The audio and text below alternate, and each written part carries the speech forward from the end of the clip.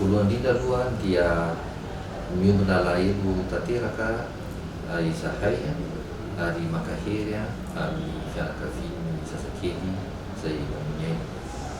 Araka ny vaovao moa zany izay mivoaka amin'ny Facebook dia fitarainana mahakasika ny zazateraka atao amin'ny maternité be filantanana dia tsy mipetrapotsiny akory izahay amin'ny fitantanana ny maternité ny be filantanana miaraka amin'ny ministera fahasalamana fa dia miroso tokoa amin'ny fanadihadiana ka rariny raha ohatra ka mba ilaza vaovao mahakasika izany koa izahay zany milaza ny zava-misy zany aty amin'ny côté misy anay koa izany zany dia misy anireto vaovao reto zany momba an'io raharaha fahafatesana zaza teraka atao maternité be filantanana io zany zay avoaka Facebook mba arosonay ho anareo.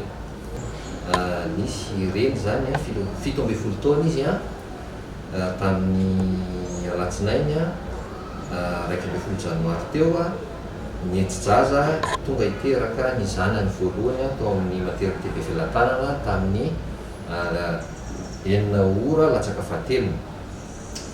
Dia mihetsi-jaza moa zany izy dia nampidirina tany amin'ny efitrano fiterahana. Sarotra ny fiterahana satria somary lehibehibe le zaza fateraka io zaza io milanja 3 kilao sy 20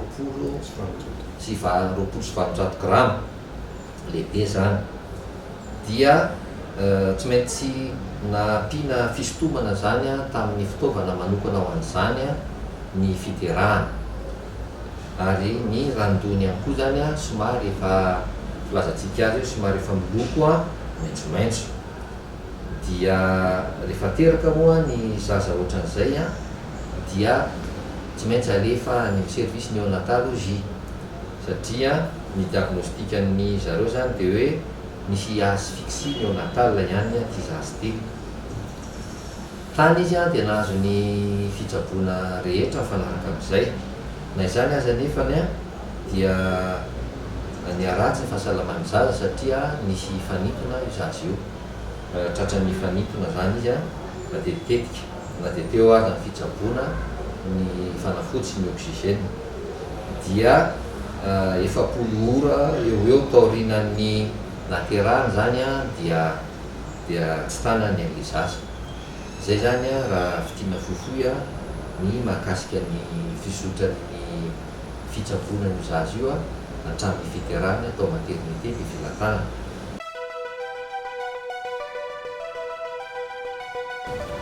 Rehefa hita zany fa sarotra iterahana le zaza sevitra izy zany teo tamin'ny mandritran'le fiterahana tsy ampy oxygène tany amin'ny atodoro le ranodoko moa efa somary marotoroto le abean'le zaza ngezy izy raha mihoatra ny zaza normal dia nampidirina tany amin'ny service ny karakarany zaza tsy salama zany le zazakely mba ho araha maso sy jerena ny fitsaboana toy ny fitsaboana atao aminy.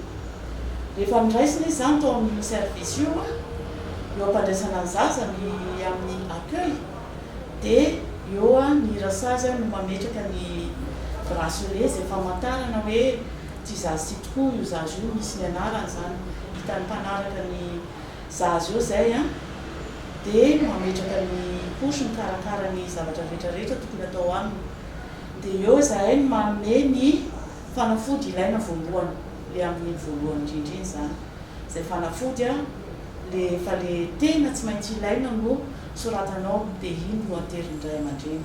Io zaza io zany teraka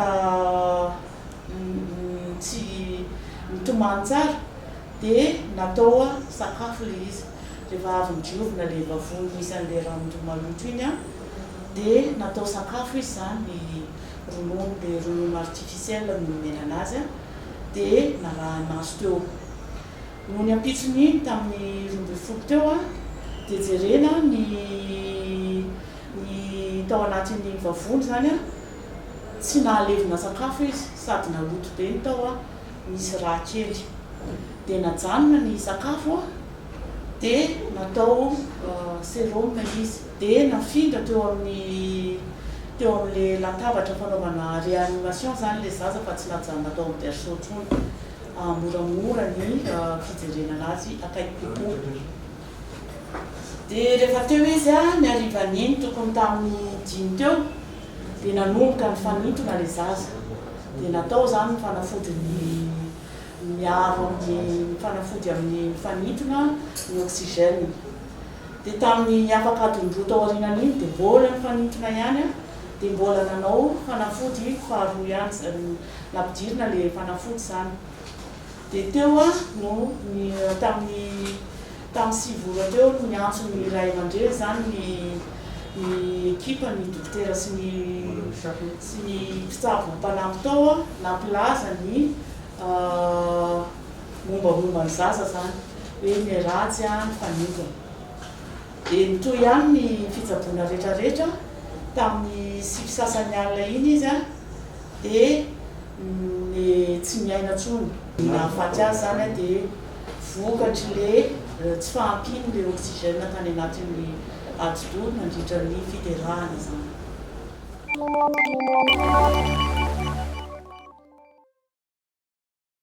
Teo amin'ity zazy ity zany ny fanafody soratana dia indroa ihany tamin'izy vao niditra dia niampitsony iny amin'ny ora famanginy ray aman-dreny.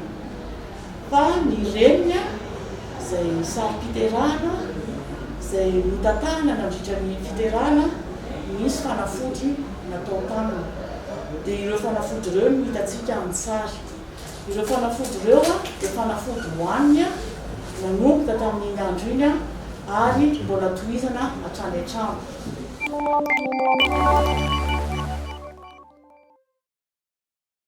Le fitenenana hoe couveuse aloha dia le fitenena amin'ny daholo be fotsiny fa le tenenana hoe couveuse aloha dia le toerana fitsaboana ny zaza voateraka izay misy fahasarotana. No le fiterahana sarotra zany misy sary-piterahana sy ny zavatra nanjo azy rehetra teo, ny lanjany a, ny nampiasaina an'le fisintomana sy ny izy izay sepotra zany a no antony tsy maintsy nampidirana anazy tany amin'ny service mikarakara ny zaza marary.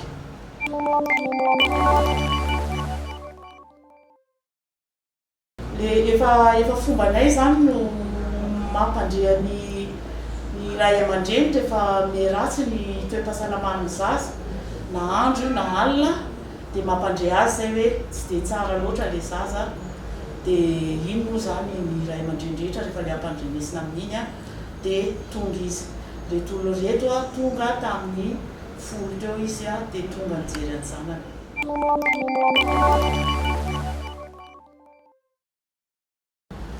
Io zaza io a le fitaovana nisintomana anazy a tsy mahalavalava ny loha fa le eo amin'ny tapon-dohany eo a indraindray misy raha miangona amin'le vokatry le fahasarotan'le fiterahana. Dia iny a miraviny iny ao anatin'ny ray andro ao 2 andro aorian'ny naterahana. Dia mety izay nampatonga anazy miteny hoe lasa tsy naninona le loha. Fa ny bracelet zany izay amafisitsika foana, ny bracelet no amatarana ny zaza tsirairay avy. Ny akanjon'ny zareo reny koa rehefa manavitra akanjo ny ray aman-dreniny a dia teneninay hoe asiana anarana, le anarana fiantsonana azy eo zany.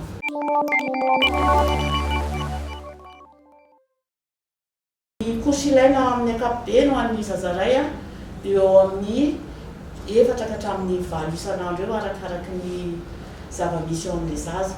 Fa rehefa manao maloto izy a dia tsy maintsy soloina. Indraindray le zaza zany a mety mimbalo zay manolo.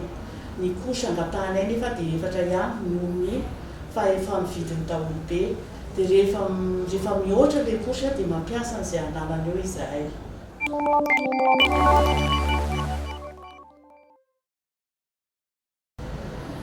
Iny zany a dia amin'ny ankapobeny ao amin'ny maternité maro be mihitsy ny olona tonga miteraka ao.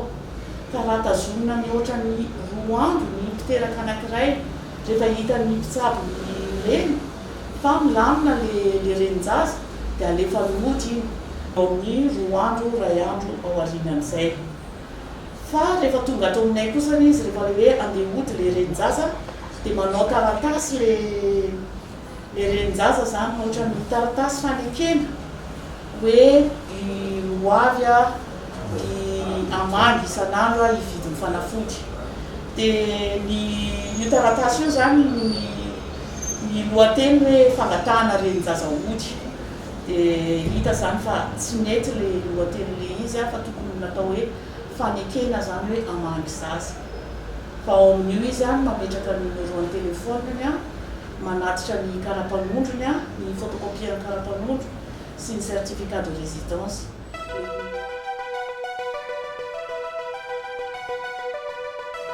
Za zany a dia afaka mametoky miaraka amin'ny mpiara-miasa amiko a, fa zany ny zavatra tandrimanay a mba tsy hisy mihitsiny a maternité be velatana. Misy fanaraha-maso isaky ny ambaratongany a mikasika ny zanaky ny olona mba tsy hisiny zanitrany zany mihitsy.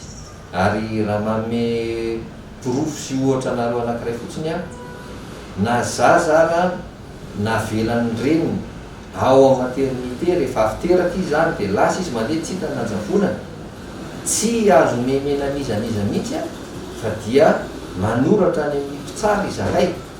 Ary ny didim-pitsarana avy any amin'ny mpitsara ny zazakely no mametraka ny zaza any amin'ny toerana izay tokony hipetrahany, fa tsy misy olona mahazo maka an'io mihitsy na dia mitonona ho avy ny azana.